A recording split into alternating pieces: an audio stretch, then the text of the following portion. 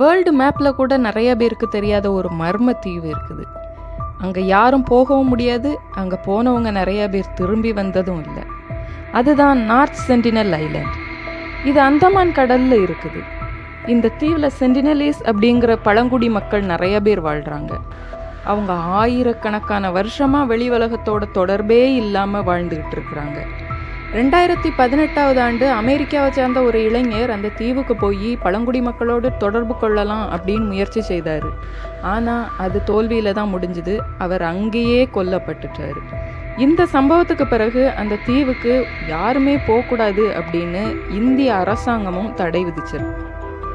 இந்த தீவுக்கு 5 கிலோமீட்டர் தூரம் வரைக்கும் உள்ள எந்த ஏரியாவுக்குமே மக்களுக்கு அனுமதி இல்லை. இந்த தீவில் எத்தனை மக்கள் இருக்கிறாங்க, இங்கே எப்படி வாழ்க்கை முறை இருக்குது, அவங்க என்ன மொழி பேசுவாங்க அப்படின்னு கூட யாருக்குமே தெரியாது. இந்த கேள்விக்கெல்லாம் இன்னும் முழுமையாக பதில் யாருக்கும் கிடைக்காதனால இது இன்னுமே ஒரு மிஸ்ட்ரியான ஐலாண்டாக தான் இருக்குது.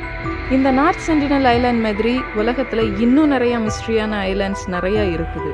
இது எல்லாத்தையும் பற்றி உங்களுக்கு தெரியணும்னு ஆசை இருந்துச்சுன்னா சேனலை மறக்காமல் சப்ஸ்கிரைப் பண்ணுங்கள்.